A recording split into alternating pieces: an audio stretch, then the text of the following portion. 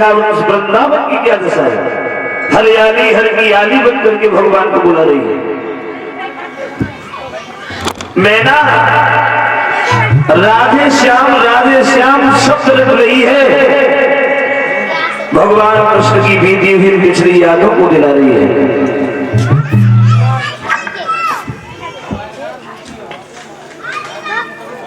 थोड़े और आगे बढ़े तो क्या देखा है उद्धव ने, एक जगह पर मैया यशोदा बैठी हुई है, लेकिन मैया यशोदा बैठी हुई भगवान कृष्ण की विरह वेदना में, भगवान कृष्ण की याद में रो रही है। किस प्रकार से कि वो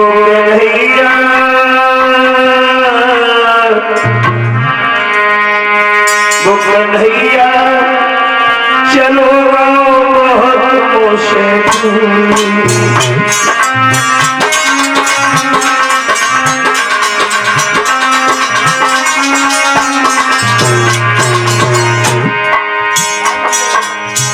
मां यशोदा बैठी बैठी रो रही है, भगवान कन्हैया की याद करती हुई कह रही है, कन्हैया चलो बहुत मुश्किल,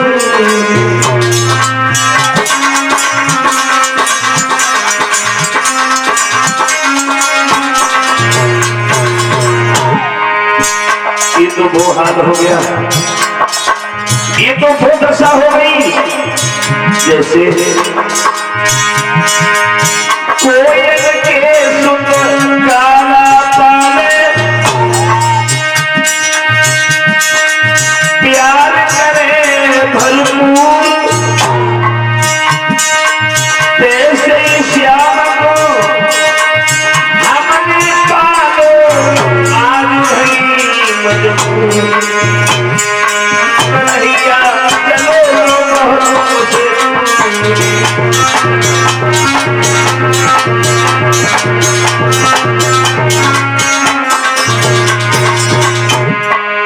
कन्हैया चलो बहुत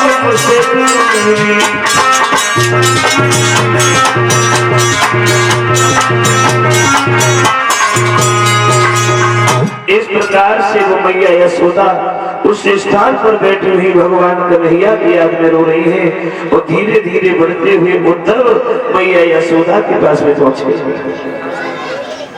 मां यशोदा को जब रोता हुआ देखा, जवाब दिया है, मैया तुम क्यों रो रही हो?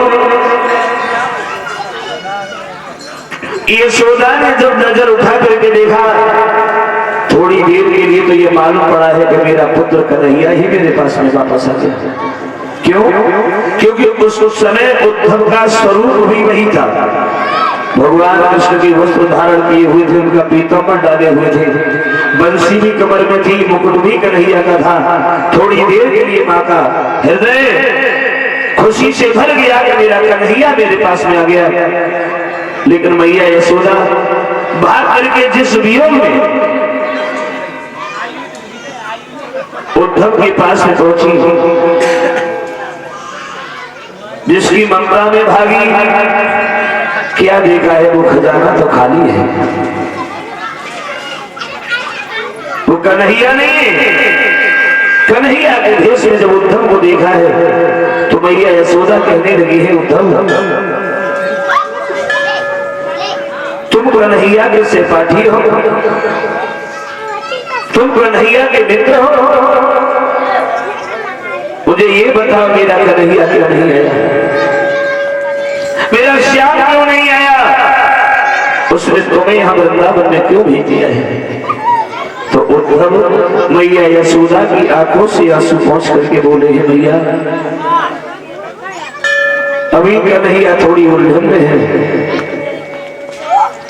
इसलिए वो तुम्हारे पास नहीं आ सके, उन्होंने मुझे तुम्हारे पास में भेजा है।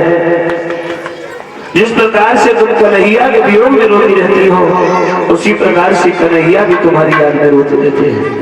वो कन्हैया हर वक्त हर पल तुम्हें याद करते हैं।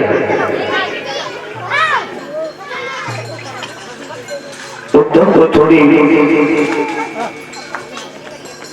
तसल्ली हुई जब मैया यशोदा को थोड़ा धैर्य बनाए।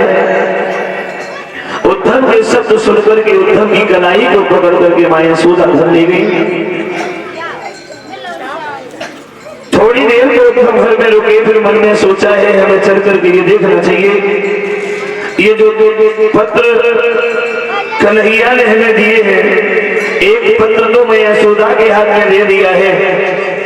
मां यशोदा उस पत्र को पढ़ करके उस पत्र को अपनी छाती से लगा लेती है और अब दूसरा पत्र अपने हाथ में लेकर के वो उद्धव घर से निकल करके वृंदावन को देखने के लिए चले हैं।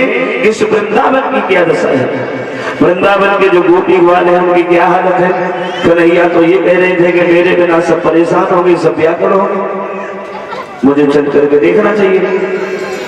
अब ये उद्धव दूसरे पत्र को लेकर के जो बालाओं के लिए पत्र भगवान ने दिया है, उस पत्र को अपने हाथ में लेकर के जब वहां से आगे बढ़े हैं, वृंदावन की परिक्रमा कर रहे हैं, तो क्या देखा है उद्धव की नजर एक पनघट के ऊपर गई है। पनघट पर वृंदावन की कुछ लड़कियां पानी भर रही हैं। उद्धव ने दूर से खड़े होकर के देखा उन बालाओं की क्या दशा है। जो लड़कियां कुएं पर खड़ी हैं, पनघट में खड़ी हैं, पानी भर रही हैं, क्या दशा है उनकी।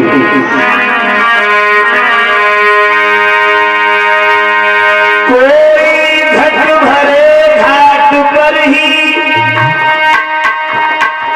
घंटों से खड़ी दिखाती है, कोई गागरी डाले जल में बटुवाती है,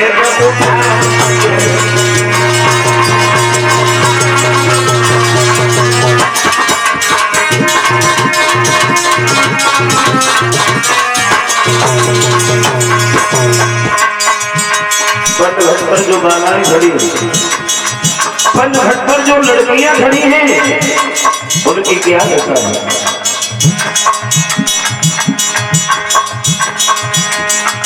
किसी ने घड़ा भर लिया है, कोई घड़े को बांध करके रस्सी से कुएं में लटका रही है, किसी ने घड़े को कुएं में लटका दिया है, मगर पानी से भरने की उसे याद नहीं है।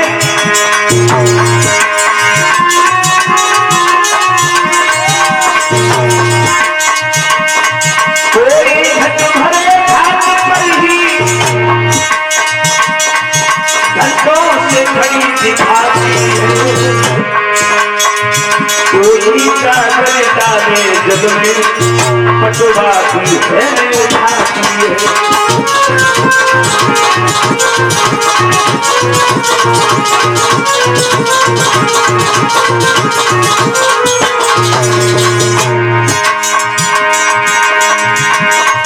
करने रस्सी सामने खड़ा सुन भूल नगर फसाने,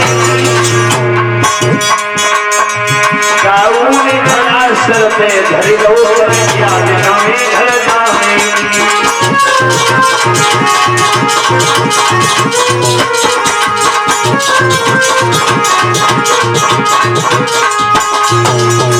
वो दशा है उन लड़कियों की।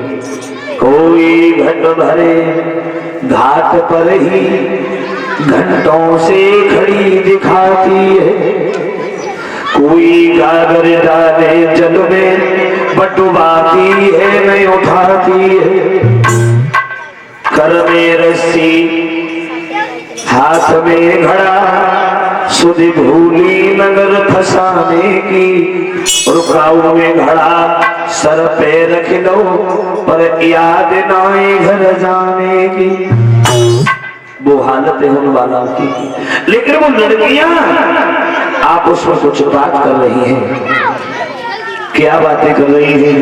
एक लड़की दूसरी लड़की को समझा करके बोली है, यानी अब हमें ये बताओ कन्हैया को यहाँ से गए हुए वर्षे बीते, परसों की कह के कन्हैया गए, वर्षे बीत गई, कन्हैया नहीं आया। अब हमें ये बताओ कन्हैया की कोई खबर आई है क्या?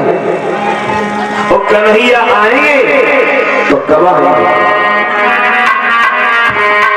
कि सखी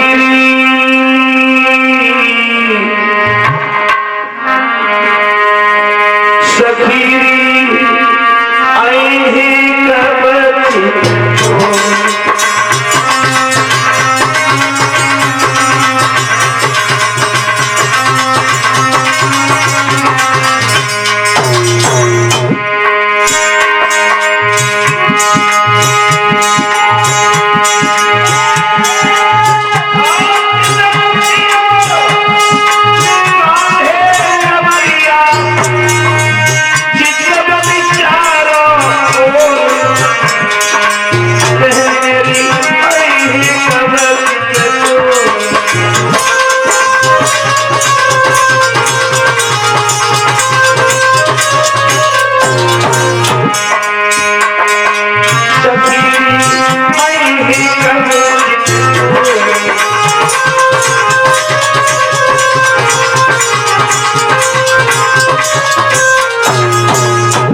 जवाब दिया है, मुझे ये बताओ वो कन्हैया कब आएंगे? कोई संदेश आया? कृष्ण की कोई खबर आई? तो दूसरी लड़की समझा करके बोली है, बहन